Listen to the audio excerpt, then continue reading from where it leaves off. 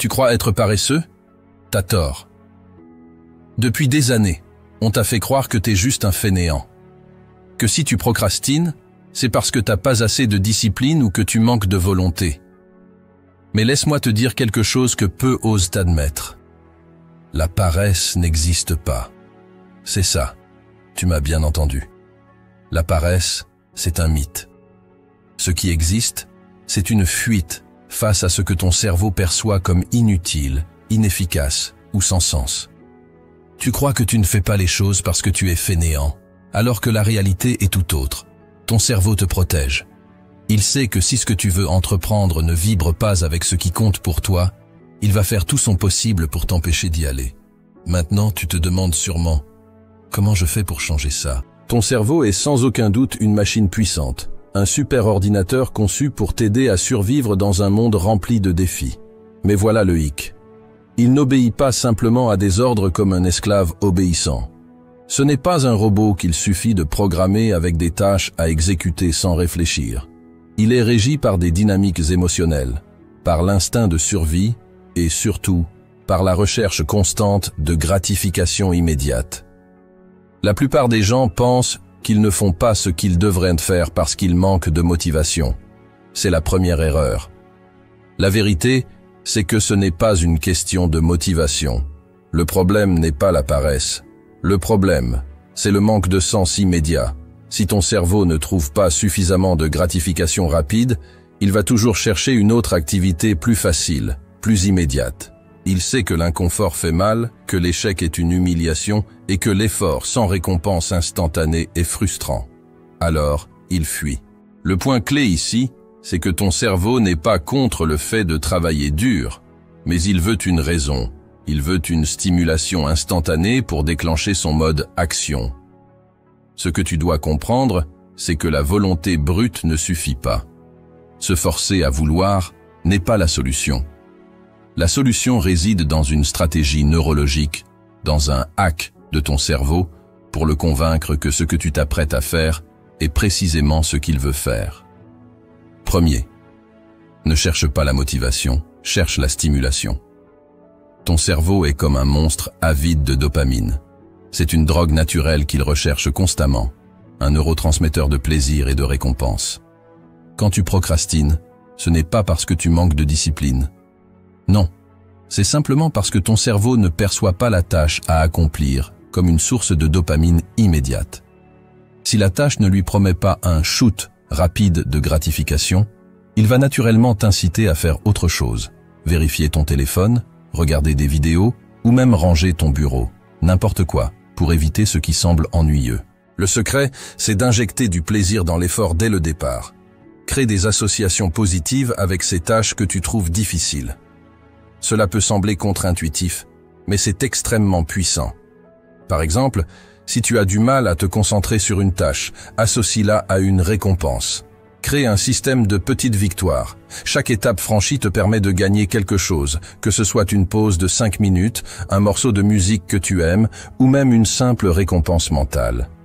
Ton cerveau commence alors à lier l'effort à la satisfaction, ce qui augmente tes chances de rester concentré et productif. L'inconfort n'est pas ton ennemi, c'est ton outil. L'une des plus grandes erreurs que la plupart des gens font, c'est de considérer l'inconfort comme un signal pour arrêter.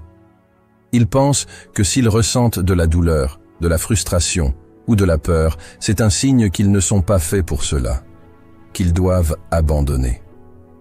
Erreur monumentale. Ce que ton cerveau appelle douleur, c'est en fait un indicateur biologique de croissance. Le stress, la pression, l'angoisse, ce sont des signaux positifs. Ces sensations montrent que tu es en train de te dépasser, de sortir de ta zone de confort et d'évoluer. Ton cerveau est conçu pour rechercher le confort.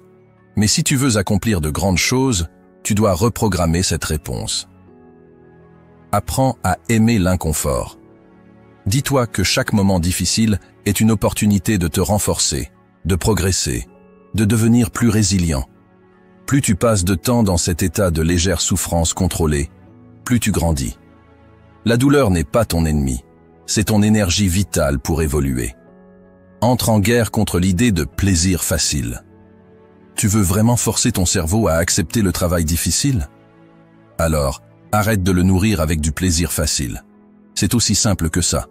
Ton cerveau va toujours chercher la voie de moindre résistance. Et dans le monde moderne, cette voie est omniprésente. Réseaux sociaux, jeux vidéo, Netflix, friandises sucrées, etc. Ce sont toutes des récompenses instantanées qui te font du bien sur le moment, mais qui sabotent tes efforts à long terme. Le cerveau humain n'a pas évolué pour gérer ce déluge constant de stimuli. Ce qui se passe, c'est qu'il devient accro à cette dopamine facile, rapide et sans effort. Et chaque fois que tu lui proposes quelque chose de plus difficile, il refuse. Pourquoi travailler dur quand il peut obtenir sa dose de dopamine en un clic? Tu dois créer une rupture. Fais en sorte que le plaisir facile ne soit plus disponible, du moins jusqu'à ce que tu aies accompli une tâche difficile. Crée des règles radicales. Pas de téléphone, pas de Netflix, pas de nourriture réconfortante tant que tu n'as pas fait quelque chose de dur. Si tu fais cela, tu reprogrammes ton cerveau pour qu'il accepte l'effort comme la voie vers la récompense. Change ta perception de l'effort et du travail. Une autre chose essentielle que tu dois comprendre, c'est que ton cerveau a été conditionné à voir l'effort comme quelque chose de négatif. Depuis l'enfance, on nous apprend que la récompense vient après le travail, que l'effort est une barrière à franchir pour obtenir quelque chose de bon. Mais si tu veux transformer ta vie, tu dois renverser ce paradigme. Tu dois en arriver à un point où tu considères l'effort comme la récompense en soi. Ce que je te dis ici, c'est que le processus de faire quelque chose de difficile, c'est ce qui te transforme. Chaque heure que tu passes à travailler sur quelque chose de difficile te rend plus fort, plus intelligent, plus résilient. La gratification immédiate ne sera jamais aussi puissante que cette transformation interne que tu ressens quand tu te vois progresser, quand tu vois ton cerveau s'adapter à de nouveaux défis. Apprends à aimer l'effort, car c'est lui qui te rapproche de la personne que tu veux devenir. Tu as entendu ce refrain des milliers de fois. Fixe-toi des objectifs clairs. Visualise tes rêves. Aie une vision précise de ton avenir. Franchement, c'est du blabla. On te vend cette idée comme une formule magique, mais laisse-moi te dire la vérité. Ton cerveau se fiche royalement de ses objectifs abstraits. Pourquoi?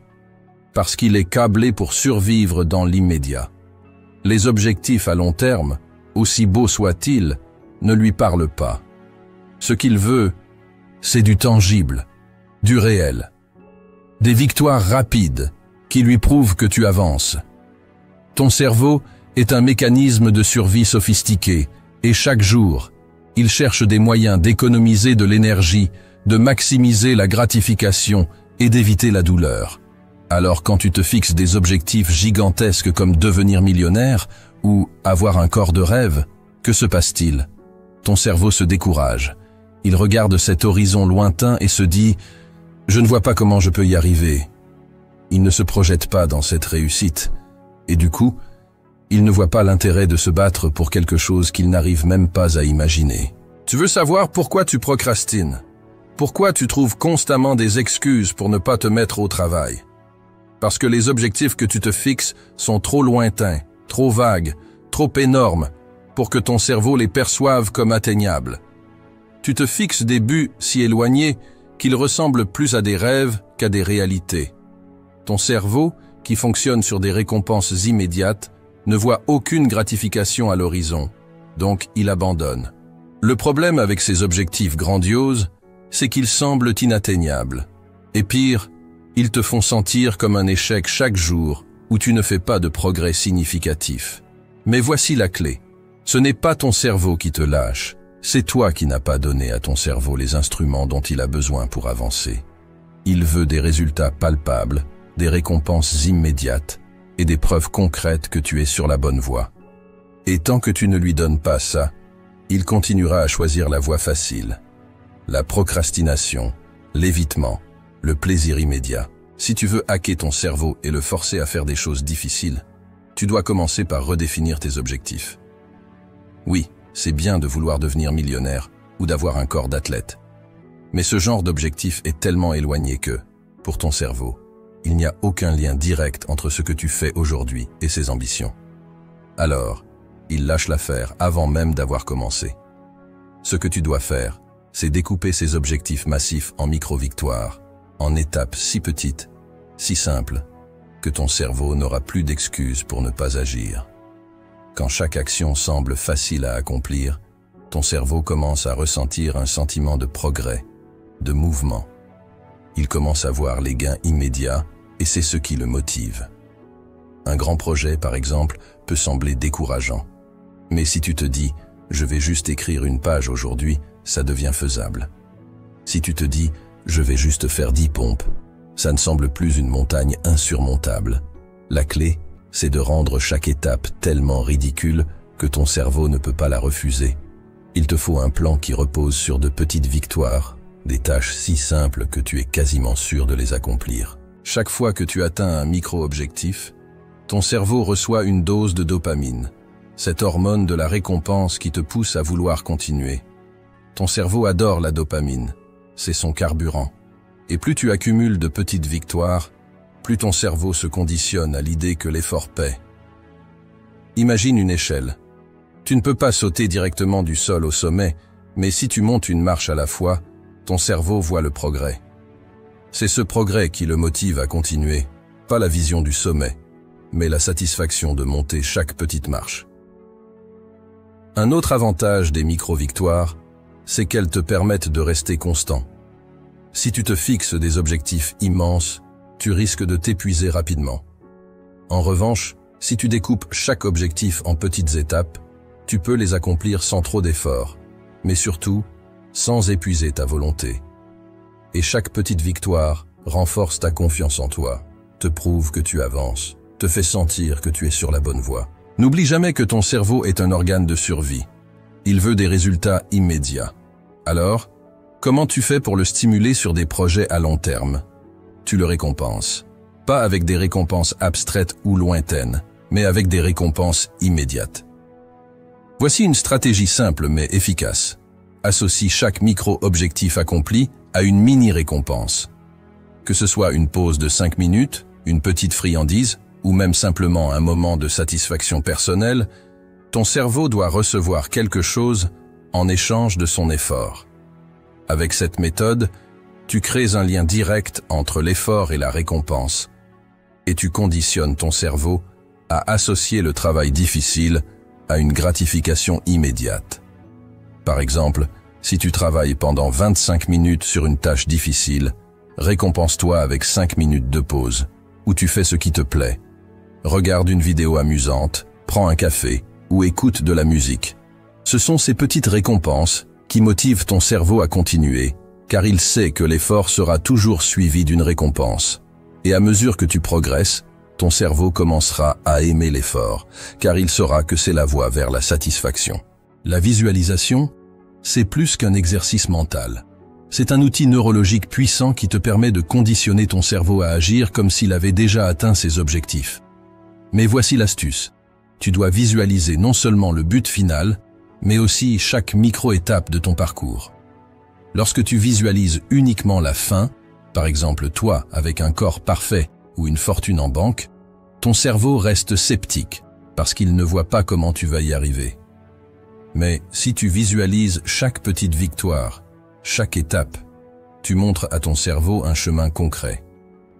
Il se voit en train d'accomplir ses micro-objectifs et ressent une motivation réelle pour commencer. C'est ça, l'intelligence de la visualisation. Tu fais rêver ton cerveau avec des petites victoires qu'il sait qu'il peut accomplir. Ainsi, tu lui donnes la preuve qu'il peut réussir et tu crées un environnement mental où l'effort devient non seulement acceptable, mais désirable. Tu crois que tu es coincé dans cette habitude de procrastination? Qu'il est trop tard pour changer? Je ne vais pas te mentir, si tu n'agis pas, tu es foutu. Pourquoi? Parce que ton cerveau fonctionne par habitude. Et ces habitudes deviennent de plus en plus difficiles à modifier à mesure que tu les renforces. Chaque jour où tu choisis la voie de la facilité, où tu choisis de remettre les choses à plus tard, tu creuses un chemin dans ton cerveau. Un chemin qui devient un réflexe automatique. Et plus ce chemin est emprunté, plus il devient difficile d'en sortir. Mais je t'apporte aussi une bonne nouvelle. tu n'es pas condamné. Ton cerveau, grâce à un phénomène incroyable appelé neuroplasticité, a la capacité de se reconfigurer. C'est cette même neuroplasticité qui te permet de transformer tes habitudes, de créer de nouveaux chemins neuronaux. En d'autres termes, tu peux reprogrammer ton cerveau pour qu'il valorise l'effort, qu'il recherche l'inconfort et qu'il fasse du travail acharné une nouvelle norme. Tu n'es pas une machine cassée, tu es une machine programmable. La neuroplasticité est l'une des découvertes les plus fascinantes de la science moderne. Elle nous montre que ton cerveau n'est pas figé comme du béton une fois que tu atteins l'âge adulte. Il est malléable, capable de changer et d'évoluer en réponse à tes expériences. Cela signifie que tu peux littéralement reconfigurer ton cerveau, non seulement pour te débarrasser des habitudes néfastes, mais aussi pour en créer de nouvelles, positives et puissantes. Chaque pensée, chaque action, chaque émotion crée une connexion neuronale dans ton cerveau.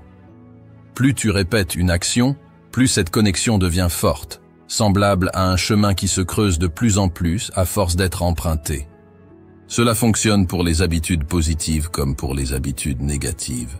Si tu procrastines régulièrement, si tu choisis la voie facile, tu renforces ces comportements jusqu'à ce qu'ils deviennent presque automatiques.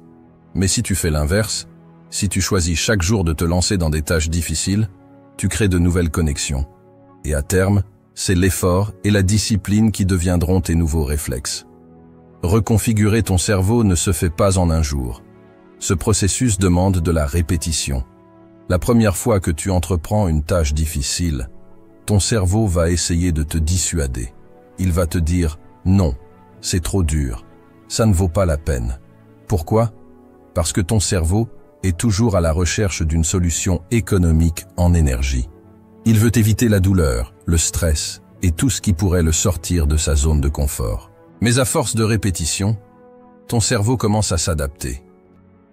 La première fois que tu t'assois pour écrire, faire des pompes ou t'attaquer à une tâche complexe, ça semble insurmontable. Mais si tu t'obliges à le faire chaque jour, sans faute, ton cerveau commence à changer. Il commence à comprendre que cette nouvelle habitude n'est plus une menace, mais une norme. La clé, c'est la constance. Plus tu fais une tâche difficile, plus ton cerveau crée de nouvelles connexions neuronales pour l'accomplir. À un moment donné, ce qui te semblait impossible devient naturel, presque automatique. C'est ainsi que tu reprogrammes ton cerveau pour valoriser l'effort. Il y a une chose que tu dois comprendre. L'échec est un outil, pas un obstacle. La plupart des gens fuient l'échec parce qu'ils ont été conditionnés à croire que c'est quelque chose de honteux. Mais ton cerveau, lui, tire des leçons de chaque échec. Chaque fois que tu échoues, tu lui donnes une opportunité d'apprendre et de s'améliorer. Si tu fuis l'échec, si tu évites les situations où tu pourrais échouer, tu prives ton cerveau de cette évolution. Tu le condamnes à rester dans sa zone de confort, à éviter les défis et donc à stagner. Mais si tu te confrontes à l'échec, si tu le cherches même, tu développes un cerveau plus résistant, plus endurant. C'est comme un muscle. Plus tu le sollicites, plus il se renforce. Chaque fois que tu échoues, ton cerveau apprend à s'ajuster, à trouver de nouvelles stratégies, à s'adapter.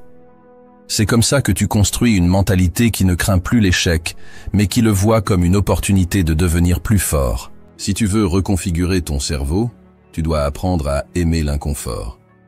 Je ne te demande pas d'y prendre plaisir immédiatement, mais tu dois commencer à changer ton état d'esprit face à l'inconfort. L'inconfort n'est pas un ennemi, c'est un outil qui te pousse à grandir. Chaque fois que tu te retrouves face à une tâche difficile, dis-toi ceci. Cet inconfort est temporaire, mais les bénéfices seront permanents. Ton cerveau va toujours essayer de te faire croire que l'inconfort est insupportable, mais il ne l'est pas. C'est une illusion. Et plus tu t'exposes à cette sensation, plus ton cerveau va s'adapter, jusqu'à ce que ce qui te semblait insurmontable devienne supportable, puis normal. Les grandes transformations se produisent en dehors de ta zone de confort. Si tu restes toujours dans ce qui est facile et agréable, tu n'évolueras jamais. Mais si tu fais de l'inconfort ton allié, tu vas découvrir que tu es capable de beaucoup plus que ce que tu croyais possible. Pour reprogrammer ton cerveau, tu n'as pas besoin de te lancer dans des défis monumentaux dès le premier jour. En fait, la clé est l'exposition graduée. C'est un principe simple. Tu te confrontes à l'inconfort par petites étapes pour permettre à ton cerveau de s'adapter progressivement. Imagine que tu veux courir un marathon. Si tu essayes de courir 42 km dès le premier jour, tu vas échouer et ton cerveau va associer la course à une expérience douloureuse. Mais si tu commences par courir 1 km, puis 2 km, puis 5 km, ton cerveau va commencer à comprendre que la progression est possible. Chaque étape te semble réalisable et ton cerveau commence à valoriser l'effort. Le même principe s'applique à toutes les sphères de ta vie. Si tu veux créer de nouvelles habitudes, commence petit. Confronte-toi à des tâches légèrement en dehors de ta zone de confort, mais pas trop difficiles. Une fois que tu as maîtrisé cette étape, passe à la suivante. C'est ainsi que tu vas progressivement étendre ta zone de confort, jusqu'à ce que des choses que tu croyais impossibles deviennent des habitudes. L'une des meilleures façons de reconfigurer ton cerveau est de créer des ancrages positifs autour de l'effort. Ton cerveau associe généralement l'effort à quelque chose de négatif, parce qu'il est plus difficile et énergivore que la facilité.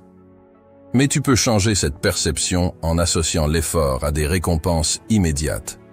Chaque fois que tu accomplis une tâche difficile, que ce soit écrire une page, faire une séance d'entraînement ou étudier un sujet complexe, offre-toi une récompense. Ça peut être quelque chose de simple, une pause, un moment de détente, ou même quelque chose de symbolique comme cocher une case dans ta liste de tâches. Ces petites récompenses créent des liens positifs entre l'effort et la satisfaction.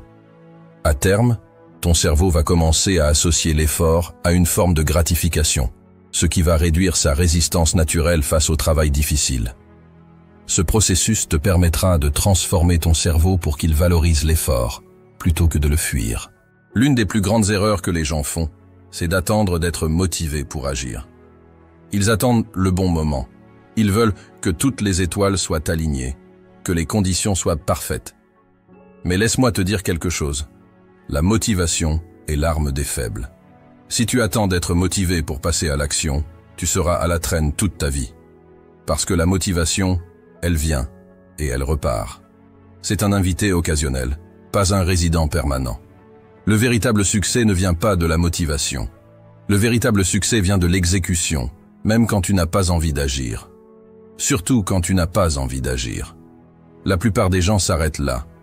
Ils écoutent cette petite voix dans leur tête qui leur dit « Aujourd'hui tu es fatigué » ou « Aujourd'hui tu n'as pas d'énergie » et ils la croient. Toi, tu vas faire l'inverse. Ce n'est pas un jeu d'émotion, c'est un jeu d'exécution. La première chose que tu dois comprendre, c'est que tes émotions sont des guides trompeurs. Elles ne sont pas fiables. Si tu attends de te sentir bien pour accomplir quelque chose, tu ne feras jamais rien d'extraordinaire. Parce que tu ne te sentiras jamais parfaitement bien. Il y aura toujours des moments où tu seras fatigué, démotivé ou stressé. Mais ces émotions, elles sont temporaires. Ce sont des réponses chimiques dans ton cerveau. Tu n'as pas besoin d'agir en fonction d'elles. Quand ton cerveau te dit « je suis fatigué », c'est une illusion. Tu n'es pas fatigué. Tu es conditionné à croire que tu es fatigué. Ton cerveau déteste l'inconfort. Il veut te garder dans une zone de confort. Mais si tu fais confiance à ce sentiment de fatigue, tu te tires une balle dans le pied. Ton corps est capable de 10 fois plus d'efforts que ce que tu penses. Les grands dans ce monde n'écoutent pas leur fatigue. Ils ne se laissent pas dominer par l'envie de se reposer. Ils ignorent cette voix intérieure qui les supplie de faire une pause. Parce qu'ils savent que cette voix est une illusion. C'est le côté faible de ton cerveau qui te parle. Et toi, tu vas apprendre à le dominer.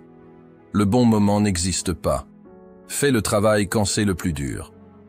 La deuxième chose que tu dois comprendre, c'est que le bon moment n'existe pas. Arrête de chercher des excuses pour ne pas agir. Arrête de te dire que tu commenceras demain, ou la semaine prochaine, ou quand tu te sentiras mieux. Le bon moment, c'est maintenant, même si les circonstances sont pourries. Surtout quand les circonstances sont pourries. Pourquoi? Parce que c'est quand c'est le plus dur que tu grandis le plus. Quand tu te forces à travailler alors que tu es épuisé, c'est là que tu deviens plus fort. Quand tu te pousses à finir une tâche alors que tu es démotivé, C'est là que tu construis ta résilience. Les personnes qui réussissent ne cherchent pas le confort. Elles cherchent l'inconfort. Parce qu'elles savent que c'est dans l'inconfort que la vraie transformation a lieu. Chaque fois que tu repousses une tâche parce que tu te sens mal, tu entraînes ton cerveau à fuir l'effort. Et plus tu fuis l'effort, plus il te devient difficile d'agir. Tu deviens un esclave de tes émotions. Et c'est la dernière chose que tu veux. Tu veux dominer tes émotions, pas l'inverse. La clé pour réussir, c'est de faire de l'exécution ton standard. L'exécution doit devenir ton identité. Ce n'est pas une question de te motiver temporairement pour accomplir une tâche. Non, c'est bien plus profond que ça. Tu dois faire du travail acharné ton mode de vie. Tu exécutes parce que c'est ce que tu fais, parce que c'est qui tu es. Les gens ordinaires travaillent pour obtenir des résultats immédiats. Ils s'arrêtent s'ils ne voient pas les résultats qu'ils veulent tout de suite. Mais toi, tu ne travailles pas pour des résultats immédiats. Tu travailles parce que l'exécution est ton identité. Tu travailles parce que c'est dans ta nature de te dépasser, peu importe ce qui se passe autour de toi. Que tu sois fatigué, démotivé ou que tout s'écroule autour de toi, tu continues d'agir. Parce que c'est qui tu es. Regarde les personnes qui réussissent. Elles ne se lèvent pas tous les matins avec un sourire sur le visage et une motivation débordante. Non, mais elles se lèvent et elles exécutent. Pourquoi? Parce que l'exécution est devenue leur standard. Elles ne remettent pas en question si elles en ont envie ou pas. Elles agissent. Point barre. Maintenant, comment tu fais pour arriver à ce niveau? Comment tu fais pour conditionner ton cerveau à exécuter même quand tu n'as pas envie? Il y a plusieurs stratégies que tu peux adopter. La première, c'est de te discipliner à ignorer tes émotions. Dès que tu sens la fatigue ou la démotivation, prends conscience que ce n'est qu'un état temporaire. Ce n'est pas une raison pour t'arrêter. Alors tu continues, même quand c'est difficile. Tu développes une résistance mentale en refusant de céder à cette voix intérieure qui te dit de t'arrêter. La deuxième, c'est de te rappeler de tes engagements. Quand tu prends une décision, tu dois t'y tenir, même si l'envie de continuer disparaît. C'est facile de prendre des décisions quand tu te sens motivé, mais la vraie discipline, c'est de rester fidèle à cette décision quand la motivation s'évapore. Si tu as décidé de faire 1 heure de travail aujourd'hui, tu le fais, peu importe comment tu te sens. La troisième, c'est de te fixer des petites tâches que tu accomplis chaque jour, sans faute. Ça peut être aussi simple que faire 10 minutes de sport, ou écrire 500 mots, ou lire 10 pages. Peu importe la tâche, elle doit être quotidienne et non négociable. L'important ici, c'est de créer un cycle d'exécution quotidienne. Peu importe que ce soit facile ou dur, tu dois le faire. Et à force de répétition, ton cerveau va s'habituer à cette exécution, même quand tu n'as pas envie. Un autre point crucial, c'est d'apprendre à aimer l'inconfort. La plupart des gens fuient l'inconfort comme la peste. Ils veulent la facilité, le plaisir, l'absence de stress. Mais toi, tu es différent. Tu recherches l'inconfort. Parce que tu sais que c'est là que tu vas grandir. Plus tu te confrontes à l'inconfort, plus tu vas construire une résistance mentale qui te permet de réussir là où les autres échouent. Quand tu sens l'inconfort monter, ne le fuis pas, accueille-le.